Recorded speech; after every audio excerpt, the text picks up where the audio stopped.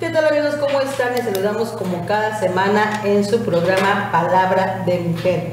Como siempre nos acompañan Virginia, Tania, ¿cómo están? Muy buenos días. Como siempre. Bueno, pues hoy tenemos un tema para abordar, es un tema que preocupa y ocupa aquí en Quintana Roo por tener uno de los primeros lugares, que es el tema del suicidio. Y para ello hemos invitado el día de hoy a Claudia Guillemón, ella preside el Comité de Prevención del Suicidio aquí en el estado de Quintana Roo. ¿Cómo estás, Claudia? Buenos días. Buenos días. Buenos días, muchas gracias por la invitación. No, hombre, al contrario.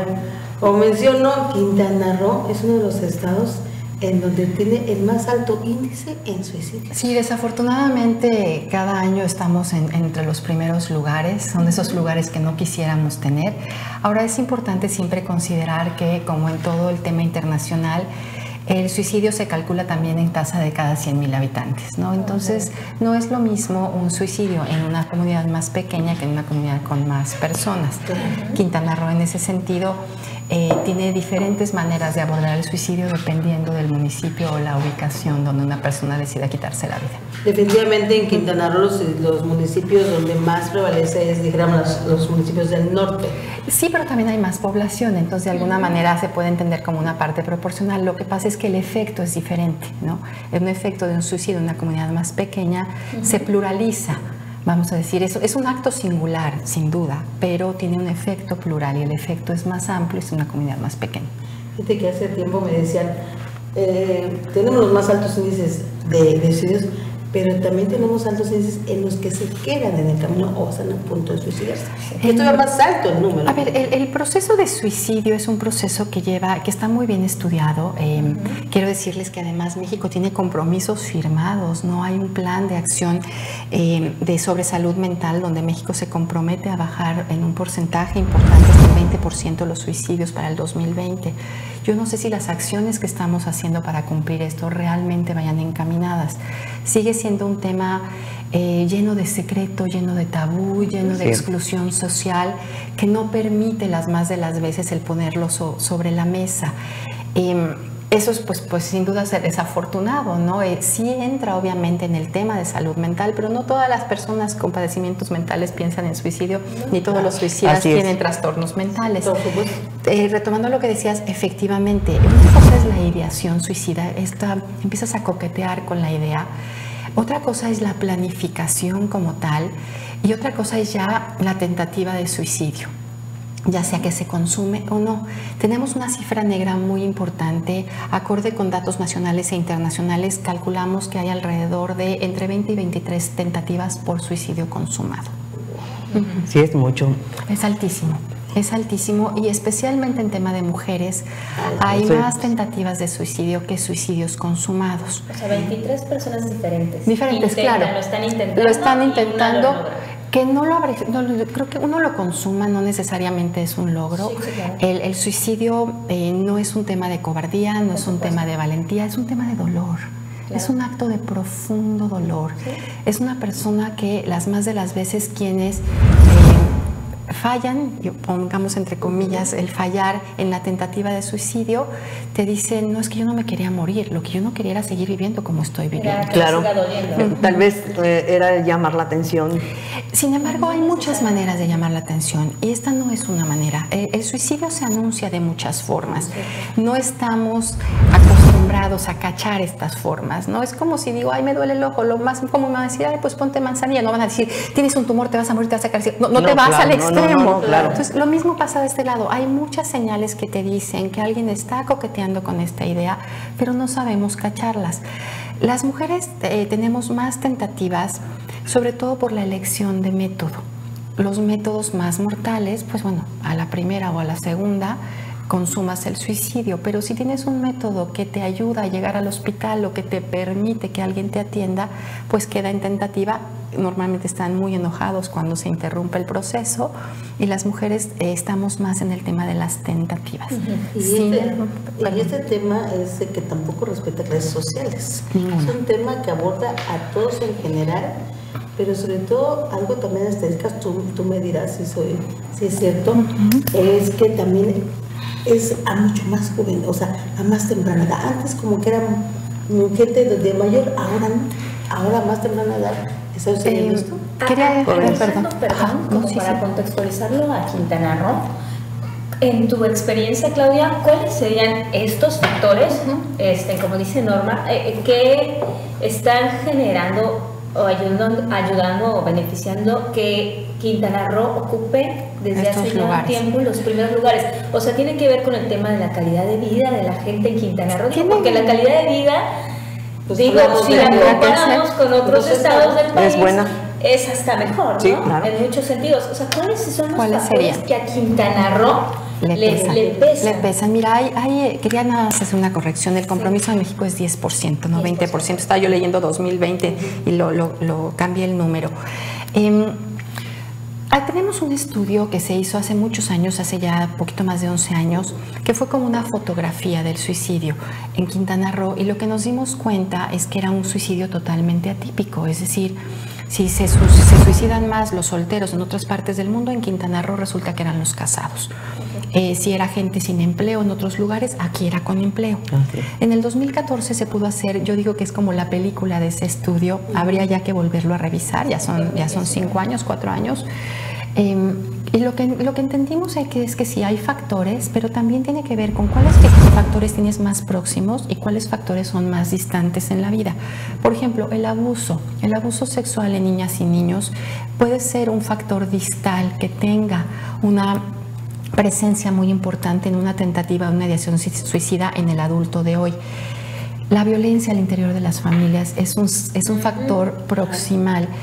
El tema de ingesta de bebidas alcohólicas o algún tipo de droga está acompañado en el 90% de los intentos de suicidio.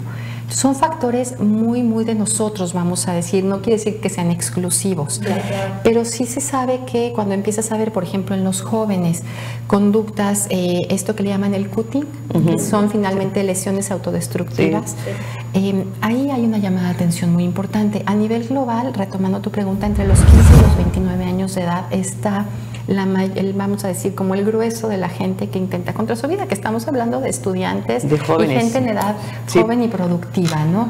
Por supuesto, habrá otros países en donde la gente de la tercera edad pudiera ser, o los adultos mayores estuvieran más en una prevalencia mayor, pero para nosotros sigue siendo un país joven y con más jóvenes. ¿Como la etapa de la adolescencia? Aquí es el foco... El foco de la adolescencia. Tenemos un estudio extraordinario que hizo Sicándar Ortega, y él ha trabajado mucho en secundarias públicas, y él nos dice, en secundaria estamos llegando tarde para temas preventivos, tendríamos que estar trabajando en primaria superior. ¿Qué ha encontrado a él? Y tiene un premio ya reconocido a nivel nacional por el trabajo que ha hecho. Hay que trabajar con los chavos y ellos mismos que generen su proceso de resiliencia, de cómo afrontar estas cosas en las que hay que salir adelante de una manera o de otra. No se integra tanto el tema de maestros y de papás, y van a decir, pero ¿cómo? Si la comunidad educativa... No. La realidad es que son los chavos los que de pronto nos dicen, es que nos vienen a hablar de violencia y es peor la que vivimos en nuestras casas, ¿no? Es decir, hablar sobre suicidio y especialmente talleres tiene que ser un tema muy cuidado, porque habrá quien una plática más o menos le entienda y habrá quien requiera una intervención en crisis en ese momento. Y se ha diseñado todo un protocolo de cómo atender a los chavos, el que baja de calificaciones, el que sube o baja de peso, el que empieza con deserción escolar, el que de pronto se ve ya metido hasta en temas, por ejemplo, de estar lidiando con tema de drogas. La ingesta de alcohol está haciendo a mucha más temprana edad y mucho en ejemplo o en reconocimiento de lo que hacen los papás. Es que a ese punto iba, y quiero decirlo antes de que vayamos a corte, porque sin duda estamos fallando como papás. A ver, hay un autor que ya murió, se llamaba Donald Winnicott, que decía lo suficientemente buenos. Salimos a la vida, sobre todo en Latinoamérica, con un traje de culpa, y más las mamás, ¿no? Sí, de, ay, no voy a llegar al festival, ay, ya me fui a trabajar, ay, pero le veré a ver. Lo suficientemente buenos. Ni maravillosos, ni algo que sea idealizado, pero tampoco los papás que no hagan la chamba en la crianza, en la rutina, en la prevalencia de factores que protejan a los niños. Pero entonces estamos fallando. Sí. Algunos tal vez. O sea, no es posible que haya tantos números rojos que tengamos de alerta, como tú dices, o que no nos demos cuenta en las casas, porque ahí empieza. Finalmente la escuela es un complemento, pero realmente la crianza es en la casa. Es en la casa. Y ya como familia, como padres de familia, se ha cometido un error muy grande. El pensar que nuestros hijos van a ser educados en la escuela. ¿Sí? Y solamente en la escuela, porque para eso está la maestra, para eso está el maestro, ¿no? Y yo soy su papá, su mamá, y le doy lo que necesita para el teléfono, voy por ellos, o está la persona que los cuida, o simplemente se vuelven hijos de llave. Ahora, Como no se ya les tienen la olvide llave. que no deja de ser un acto de dolor. Ahorita, si quieren, entramos al tema de dónde entra la salud mental o la falta de salud mental en estas decisiones. Y otra cosa, cómo también ha influido el tema de las redes sociales. Así es. Ese es otro tema. Ese es otro tema importante. Ese es otro tema. Vamos a ir rápidamente a un corte, regresamos. Estamos hablando de suicidios y lo más lamentable que es siempre ahora, a más temprana edad. Regresamos.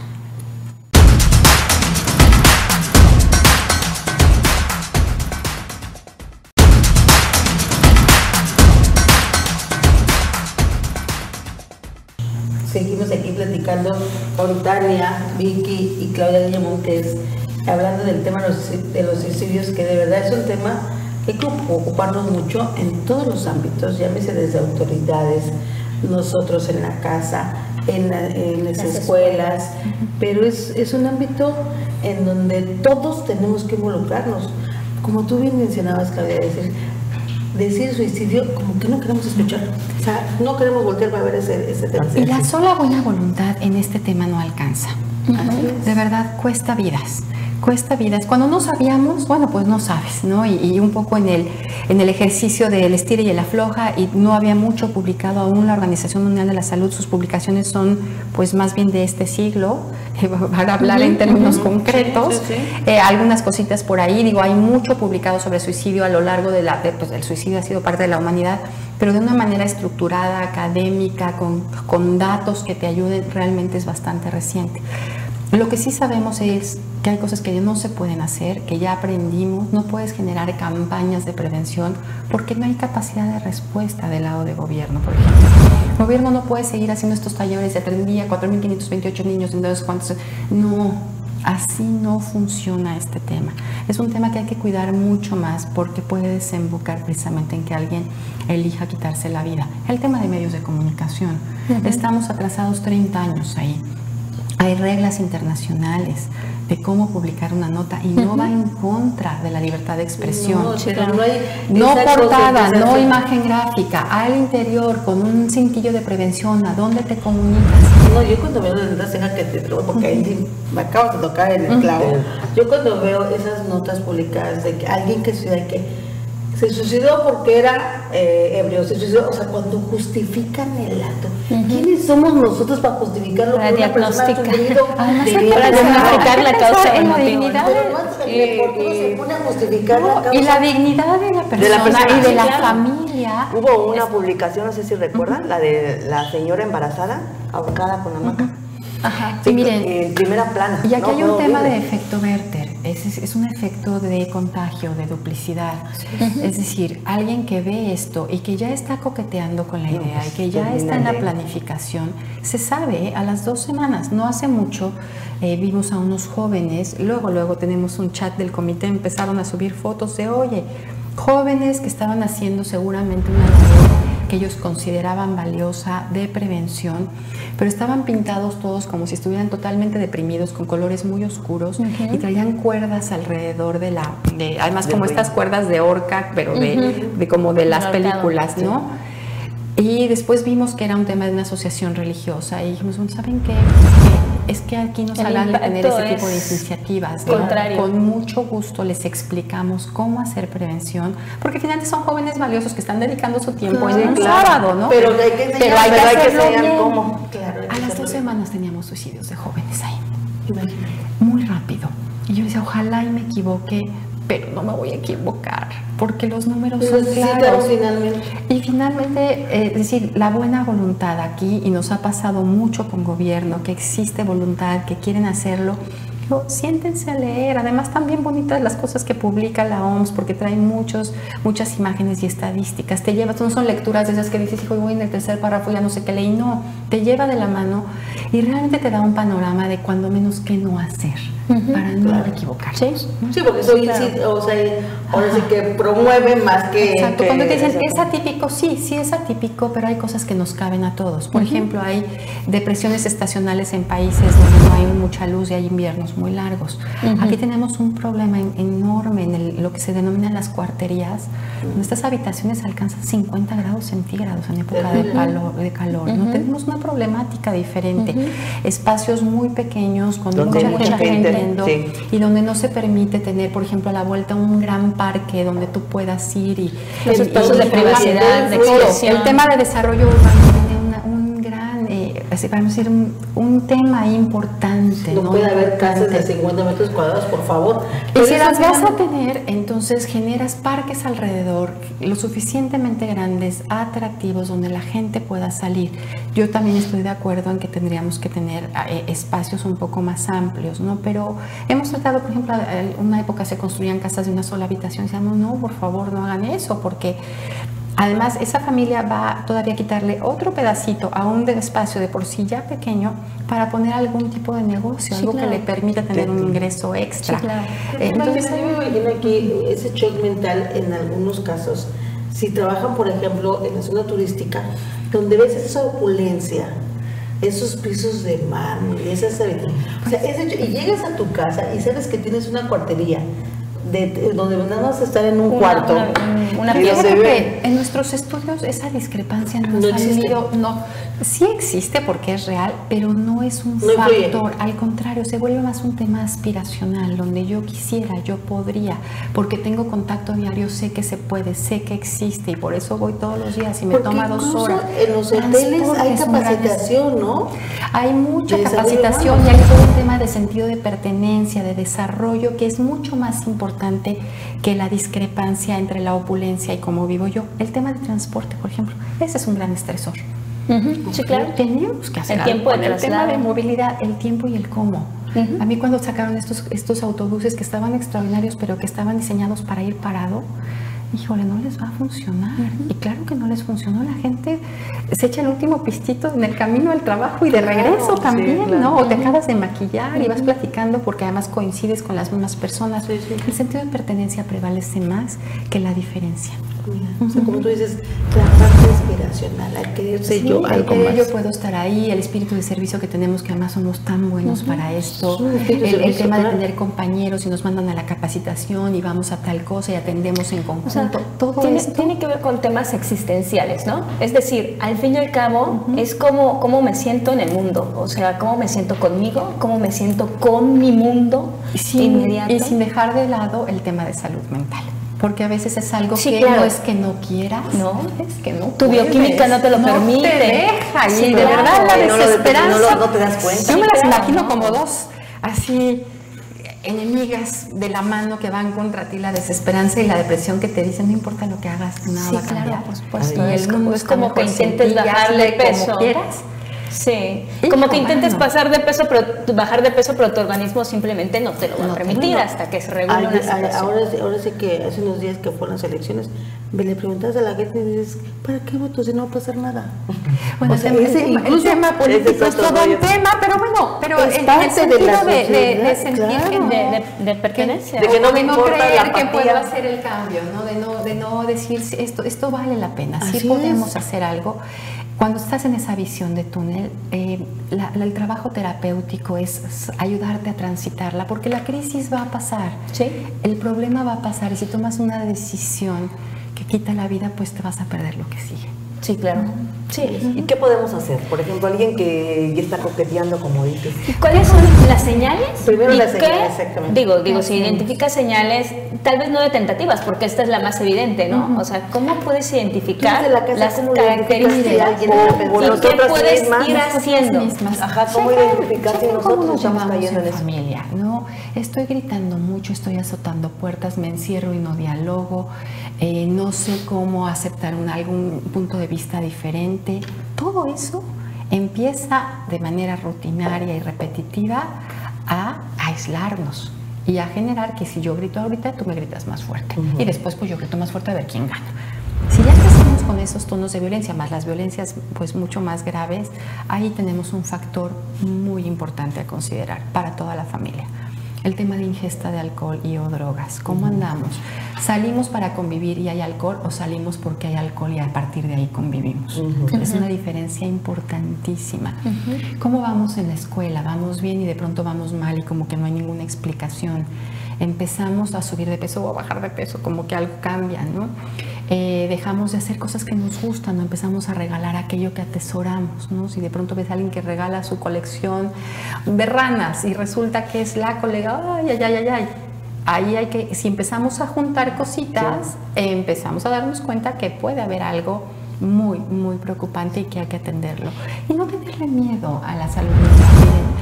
La gente llega después de 14 años promedio con el especialista que debe llegar, llámese psiquiatra o un psicólogo. Le intentaron por todos lados. Yo estoy en contra de que vayan y que te alineen las chakras y que lo que a cada quien le funcione, pero no hay nadie que los vigile, no hay alguien, no hay una cédula profesional que les diga esto realmente te puede sacar adelante y se pierde mucho tiempo. La gente toca puertas porque sí van a pedir ayuda, pero muchas veces muchos psiquiatras me dicen, no, ya viene muy manoseado. ¿Qué quiere decir eso? Que han visto a tanta gente, que les han mandado tantas cosas, que ya no hay mucho por dónde entrarle. El experto en salud mental, el que tiene una licenciatura, una maestría, el que es psiquiatra, es como si vamos a ver a alguien que nos arregla los pies y cuando lo que tenemos malos son los riñones. Pues no, hay que ir a ver al nefrólogo. Hablando de suicidio, esto, digo, el tiempo sí es importante. El tiempo es un factor importantísimo. Una cosa es prevenir y entonces el lenguaje es uno y hablas a favor de la vida, y otra cosa es entrarle a un tema de ideación y tentativa suicidio donde dices, ¿has pensado suicidarte? ¿Cuántas veces lo has pensado? ¿Es o no un pensamiento rumiante? ¿Cómo lo has pensado? ¿Tienes o no? Entonces vas haciendo tu listita, como tu checklist, ¿no? Dices, no, fue una idea como la tenemos todos alguna vez.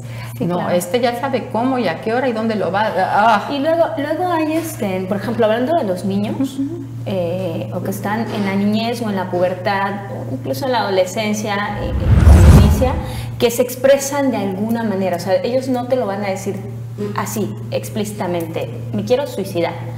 Pero te van a dar señales. Por ejemplo, a veces los niños pueden escribir una carta, te pueden hacer un dibujo. Sí. Ahí tocas un punto importantísimo. Exacto. Entonces, los niños expresan la depresión de una manera diferente. Exacto. Casi siempre desde el enojo y la irritabilidad. Entonces, no es la misma moneda. Se llama depresión, nada más la expresamos de maneras distintas dependiendo del grupo de edad en el que estamos y lo que nos permitan culturalmente. Sigue siendo un tema con perspectiva de género. Sí, claro. Los hombres no tienen esta posibilidad ni social ni biológicamente de expresar más sus emociones. Las mujeres sí, y eso nos ayuda mucho. Pero efectivamente en los niños es un tema de cómo pedir ayuda distinto. Sí. Vamos a ir un corte rápidamente, seguimos hablando de suicidios.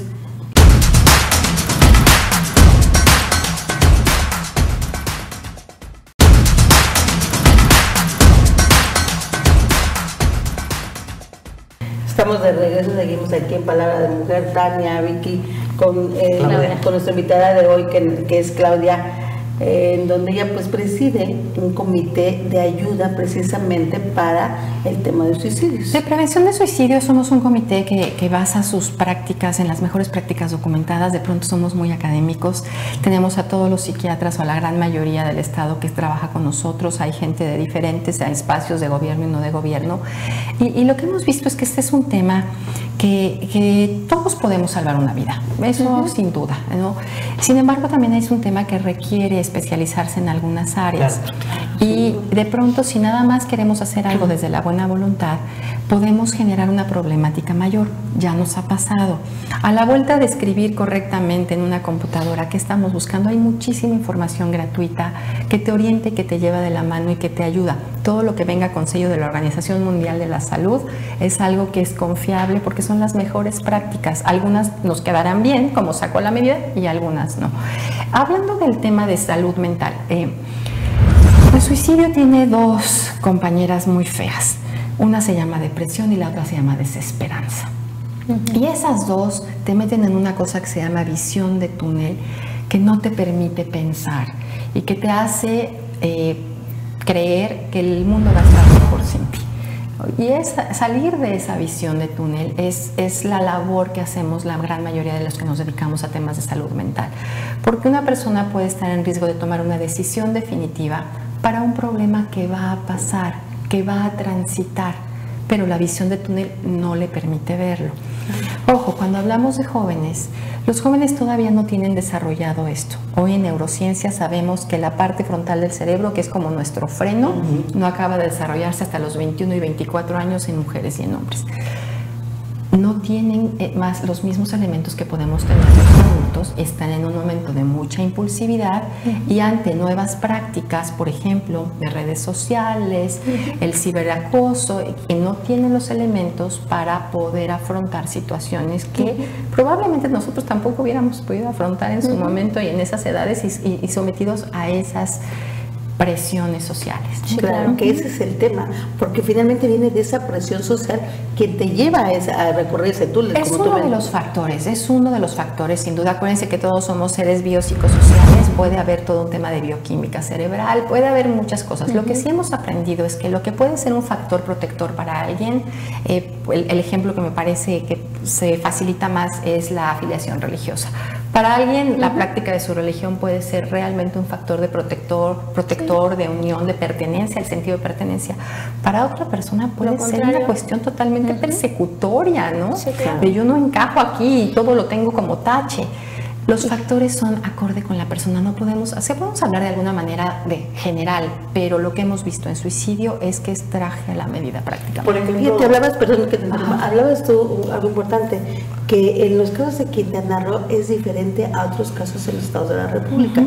O sea, como tú mencionas, el tema de depresión, mucha gente se preocupa que tiene trabajo, pero aquí sí lo tiene. Sí, sin embargo, es la soledad, quizás, el venir solo a estos lugares. No es tanto que estemos solos, sino que nos sentimos solos. Y esa es una enorme diferencia. Cuando hablan mucho de la desintegración y algo que se dice mucho el tejido social, de que díganme palabras que de pronto salen por ahí, de que estamos como muy mal, ¿no? Descomposición del tejido social. Eso, yo lo oigo y siento tan feo porque digo, a ver, no, pareciera que tenemos ideales de cómo deben ser las familias, de cómo tendríamos que funcionar y no nos adaptamos a lo que somos y lo que tenemos y entonces sentimos que estamos mal. El DIF hizo alguna vez un estudio, ya tiene varios años, pero alrededor del 2000 y dijo, a ver, un porcentaje amplísimo, en aquella época era casi del 50% de las familias en México, no vivimos en la estructura que todos consideramos normal, papá, mamá, niño, niña, le digo yo perro, gato, perico, ¿no? No. Y entonces sentimos que estamos mal. No, son familias diferentes, son formas de relacionarnos distintas. Mi apreciación es que si logramos ¿cómo diría yo? Acomodar esta manera diferente de estar hoy, podríamos ser mucho más aceptantes de situaciones diferentes. Y algo que tiene el suicidio y que lo contrarresta de manera fuerte es el sentido de pertenencia. Saber que tenemos algo, que somos importantes para algo o para alguien. Ese es un gran factor protector. Pero, por ejemplo, a mí me llamó la atención hace unos meses el hecho de que un niño se quitara la vida porque su mamá no fue al Festival del Día de la Madre. Sí, claro. Ese es un factor precipitante. Debe haber habido muchas señales antes, obviamente. Ese es un factor precipitante. Los niños duelen, ¿no? Duelen todos, toda una vida. Cuando me dicen, ¿cuántos suicidios llevamos? Uno. Con uno que tengamos, tendríamos que preguntarnos todos, que formamos parte de esta sociedad, ¿qué podríamos hacer diferente nosotros? No es que tú, yo, ¿qué podría hacer distinto? Los niños duelen porque son niños, ¿no? Y dices, ay, ¿cómo?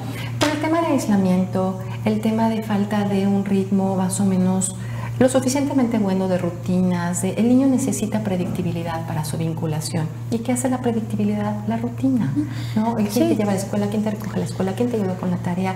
¿Cómo te va? ¿Cómo te adaptas a esto? ¿Quién es tu adulto referente o alguien que esté contigo, que te ayude a...? Porque finalmente los adultos vamos transitando y explicando a los niños estas nuevas experiencias. Es a través de nosotros que ellos van poniendo orden en su vida, ¿no? Y los accesos, digo, que tú te puedas comunicar con otras circunstancias, personas, etcétera, incorporar a tu vida de manera lejana, ¿no?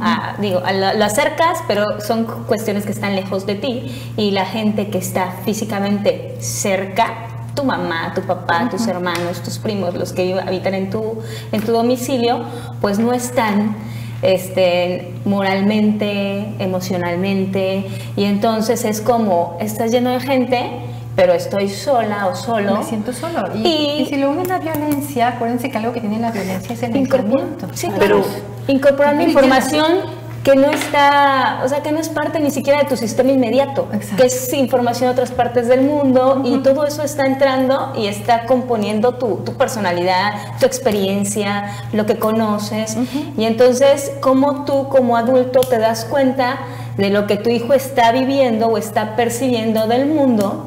Y entonces, ¿qué le está generando en su sentir? O sea, ¿cómo se está sintiendo? ¿Cómo está percibiendo? Yo no sé si ustedes, o sea, por ejemplo, hablando de un suicidio, creo que tenía 10, 11 años el niño que se suicidó, usted a los 10 años, ¿qué estaba pensando? Estábamos pensando en las muñecas, estábamos pensando en que ibas a ir a un torneo de básquetbol, de fútbol. En el caso de la vida más saludable, pues sí, claro, los niños no tendrían que preocuparse por otra cosa. ¿Qué pudo haber pensado este niño? ¿Qué está pensando ese niño a esa edad? Bueno, yo tengo una duda, es pregunta, ¿no? O puede ser un mito, no sé. El niño o la persona que tiene 25 años y se suicida. Y platicas, y yo te lo digo, es como un caso de un amigo que se suicidó a los 25 años, con toda una carrera ya terminada, y dice la mamá en el velorio y todo eso, ¿no? Es que mi hijo, dice ella, desde chiquito tuvo la intención. En una ocasión agarró una piedra y se iba a dar en la cabeza. O sea, ella ya lo veía, eran las señales, y nunca hizo nada hasta que finalmente el muchacho... A ver, en mucho es un tema de ignorancia, y efectivamente el mayor predictor de un suicidio es una tentativa. El que intenta dos veces. Sin embargo, también regresamos al tema de tabú en salud mental.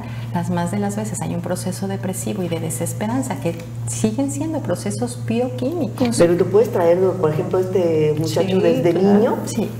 Es muy común en la consulta que te digan, esta es una idea que yo he tenido desde hace muchos años. No es poco común que te digan que desde la infancia no lo pueden atar a un suceso. Muchas veces te dicen, tuve una infancia feliz, yo no entiendo por qué. Ahí hay un tema de salud mental. Y de comunicación al final del día. Probablemente, y también de que nosotros también cachemos, ¿no? Si nosotros decimos cáncer, por difícil que sea, hay una resonancia cultural y todos sabemos, le va a caer el pelo, va a tener que ir a quimioterapia, le van a operar. Cuando decimos salud mental, todo el mundo sale en direcciones opuestas y no quiere saber nada. Exactamente. Es exactamente lo mismo, es un órgano aquí arriba, que la manera en que se comunica es a través de la conducta, que te dice algo no está jalando bien, hay que atenderse. Que puede estar, motivado o influenciado por toda esta cuestión, por eso somos, como decías hace rato, seres biopsicosociales. Sí, porque exactamente, o sea, al fin y al cabo también tu proceso biológico, metabólico, físico, bioquímico va a estar, impactado también por los detonantes sociales, alimenticios, son todos, somos seres compuestos. Detectar. ¿Y cómo podría decir eso? Ese es el tema. Mira, hay un tema que se llama SUPRE, que es de prevención del suicidio, nada más al revés porque es en inglés. Y estos fueron de los primeros documentos que sacó la OMS, siguen tan vigentes como cuando los sacó, estamos hablando del 2000, 2002, por ahí. Y te da para medios de comunicación, para policías, para bomberos, para médicos de urgencias. Aún en el tema médico, por ejemplo, llega alguien con tentativa de suicidio a un hospital, es como llegar con apendicitis. O sea, así de grave es, te puede costar la vida. Que no le dan ¿A eso se lo quiere hacer usted? A la fila. Bueno, el tema de sensibilizar, ya no digamos siquiera de capacitar, de sensibilizar en esto y en que vean la dimensión y la importancia, es una labor que hacemos mucha gente todo el tiempo, pero que es permanente, insistente, de por vida y todo el tiempo, porque esto es, sí, claro, cada vez te llega gente nueva, pero ahí hay, no sé, son 12, 14 protocolos por ahí, para maestros, para todo el mundo, que te dice qué hacer ante circunstancias donde dices, ¿y yo qué hago con esto? ¿No? Me asusto y ¿para dónde corro? No, hay todo un protocolo de atención que te puede servir.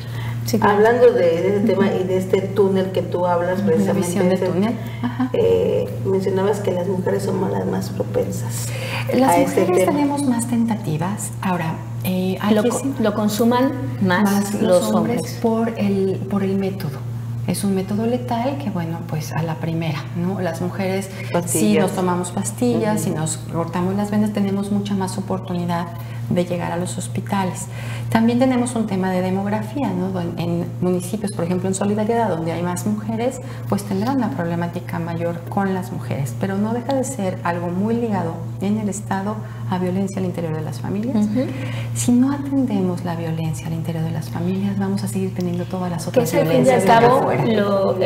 Un factor que está creciendo, que tenemos que mencionar.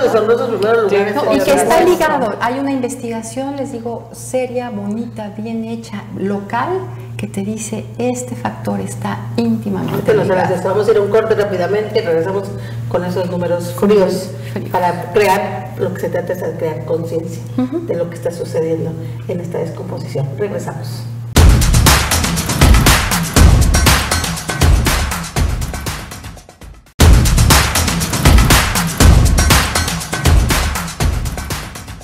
A ver, yo quisiera... Seguimos platicando aquí con Claudia. Sí, ahorita me quedé un poquito en el... A ver, un factor de protección es saber a dónde ir si algo te pasa.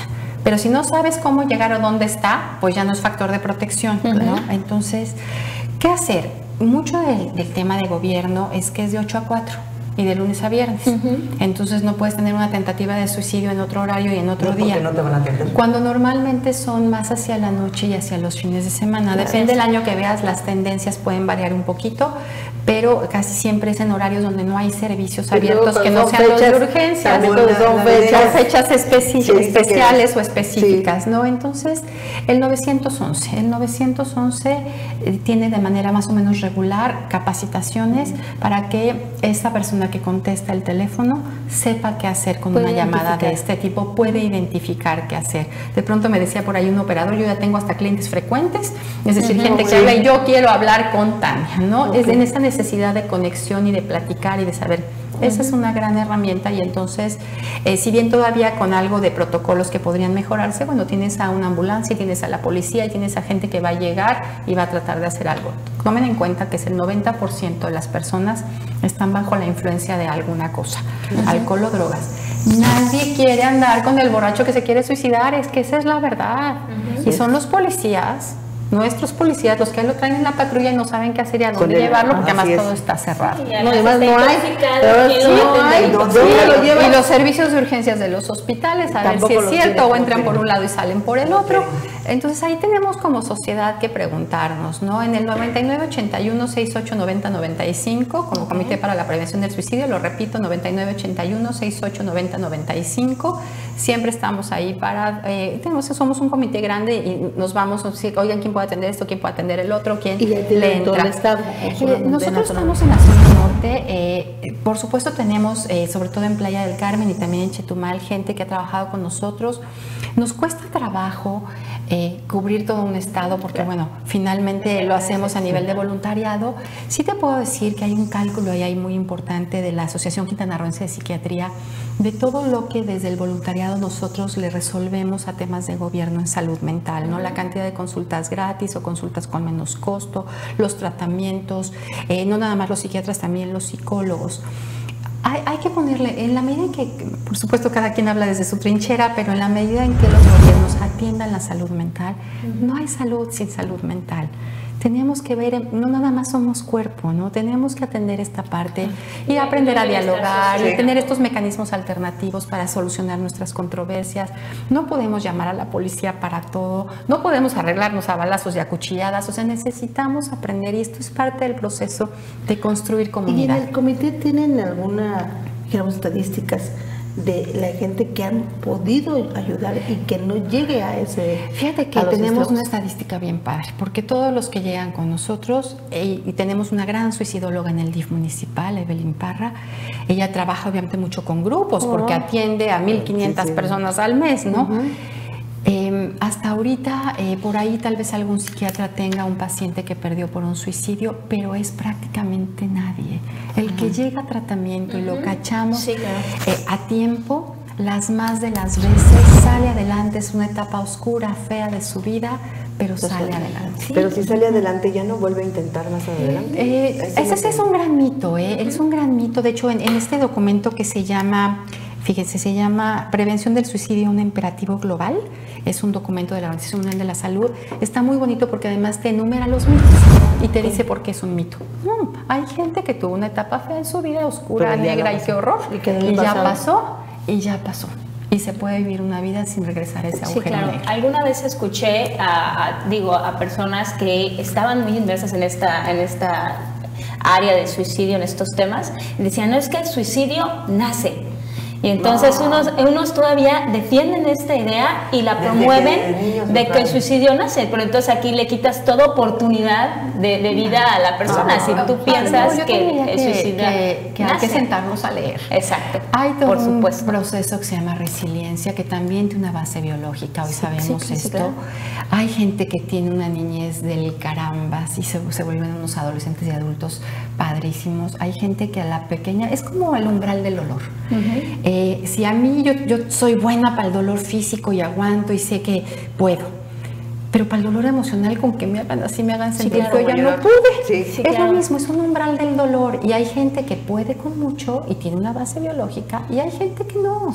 Y no los hace ni mejores ni peores, simplemente nos hace diferentes estándares para aguantar dolor. Yo sí quisiera exhortar a los diversos sectores sociales, es decir, a una persona que está en una ideación, que incluso ha tenido o que pudiera estar teniendo intentos, digo, no lo sabes si no te lo dice o si no te lo expresa, pero yo creo que sí hay indicios que te pueden ir referenciando que pudiera necesitar algún tipo de atención. No sé si porque se quiere suicidar o lo está pensando o tiene otra cosa o simplemente está triste, deprimido, etcétera. Pero sí hay indicadores que nos pueden decir, y si tú trabajas con alguien que de pronto pues ves que ha cambiado ciertas partes, ¿no?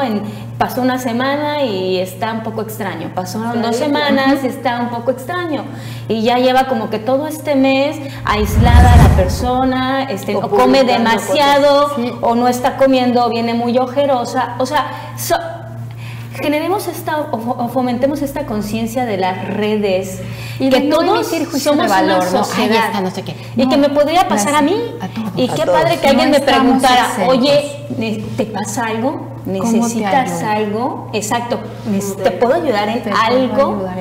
Y a veces las personas no saben ni qué necesitan, ni en qué les puedes ayudar. Las más de las veces lo que necesitan es ser escuchadas, no quieren que les den que haya alguien para que esté escucharse. Escucha activa, que se llama así, el poder estar yo contigo y tú conmigo platicando. Y algo importante que hay que considerar, el tema de los retos en las redes. Ese es un tema tan nuevo que de verdad hemos estado tratando de buscar mejores prácticas documentadas. ¿A qué nos estamos enfrentando? Les puedo decir que es un monstruo de 1000 cabezas y que necesitamos todos. Y ahí, por ejemplo, si le vamos a dar un aparato electrónico a un niño o a un adolescente, se lo damos con todas las restricciones y toda la verificación que tengamos que hacer. Porque ahí sí es un área muy, muy nueva que no tenemos respuestas. Y donde en este momento hay más influencia o influye más. Especialmente el ciberacoso o los retos, porque antes podíamos ser la de 4 ojos y dientes chuecos la mañana en el colegio, pero en la tarde teníamos otro espacio para realmente florecer si bailábamos. Y hoy puede ser la red social 24 horas con algo que no estamos listos nadie. Nadie para... ahí yo sí diría, en el tema de los papás o los adultos o los cuidadores primarios que están al frente de niños y adolescentes. Va con reglas, va con sin claves, yo me puedo meter y puedo checar para protección. Sí, por ejemplo, creo que esa es una de las recomendaciones que tenemos que, exactamente, nosotros como papás estar checando precisamente, ni modo, tenemos que invadir sus celulares de nuestros hijos.